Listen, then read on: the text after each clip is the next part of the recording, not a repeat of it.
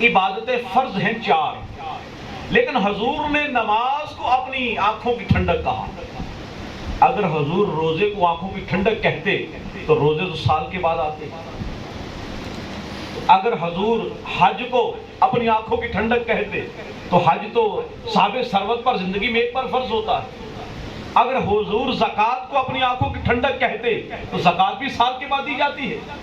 تو اگر حضور ان تینوں عبادتوں میں سے کسی کو آنکھوں کی ٹھنڈک کہتے تو حضور کی آنکھیں سال کے بعد ٹھنڈی ہوتی۔ لیکن حضور نے کہا نماز میری آنکھوں کی ٹھنڈک ہے۔ اس مہربان نے، اس کرم والے رب نے سورج کے نظام کو ایسا بنا دیا، یہ پوری کائنات میں سرکولیشن میں ہے، یہ حرکت کرتا رہتا ہے۔ ہر وقت دنیا میں نماز پڑھی جاتی ہے، کہیں فجر ہو رہی ہے تو کہیں ظہر ہو رہی ہے، کہیں مغرب ہوتی ہے تو کہیں عشاء ہوتی ہے، کہیں فجر ہوتی ہے پھر ظہر ہوتی ہے۔ ہر وقت دنیا میں نمازیں پڑھی جاتی ہیں اور مصطفیٰ کی آنکھیں ٹھنڈی ہوتی رہتی ہے۔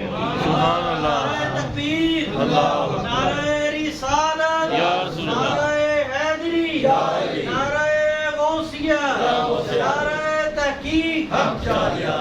خدا نے فرمایا محبوب جس کو تو نے کہہ دیا میری آنکھوں کی ٹھنڈک ہے، ہم اس کا نظام ایسا کر دیں گے دنیا میں ہر وقت نمازیں ہوتی رہیں گی، مصطفیٰ تیری آنکھیں ٹھنڈی ہوتی رہیں گی۔ سبحان اللہ۔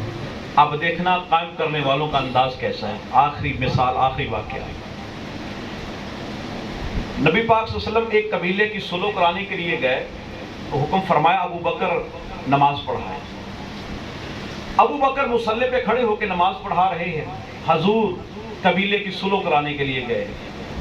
جب حضور واپس آئے تو مسجد نبوی کے اندر صفیں بندی ہوئی ہیں، صحابہ نماز میں ہیں اور ابو بکر مصلی امامت پر ہیں۔ حضور پیچھے سے آئے تو حضور کی نبوت کی خوشبو جب پچھلی صف والے صحابہ کو آئی تو صحابہ نے دیکھا کہ حضور آ گئے۔ صحابہ نے دیکھا حضور آ گئے۔ اب دونوں صحابہ سرک گئے، جگہ دے دی حضور کو آنے کی۔ لوگ کہتے ہیں نماز میں نبی کا خیال آ جائے تو نماز ٹوٹ جاتی ہے۔ ارے بدبخت تو یہاں دیکھنا اب کیا نقشہ بنے گا نماز کا۔ اب دیکھنا واقعی الصلاۃ کسے کہتے ہیں۔ ارے نمازیں تو بہت سارے پڑھتے ہیں لیکن دیکھنا قائم کون کرتا ہے۔ جب صحابہ نے دیکھا حضور آ گئے، ایک صحابی ادھر ہو گیا، ایک صحابی ادھر ہو گیا، حضور کو رستہ دیا، حضور دوسری صف پہ پیچھے سے، دوسری صف والوں نے رستہ دیا، حضور پیچھے سے چلے اور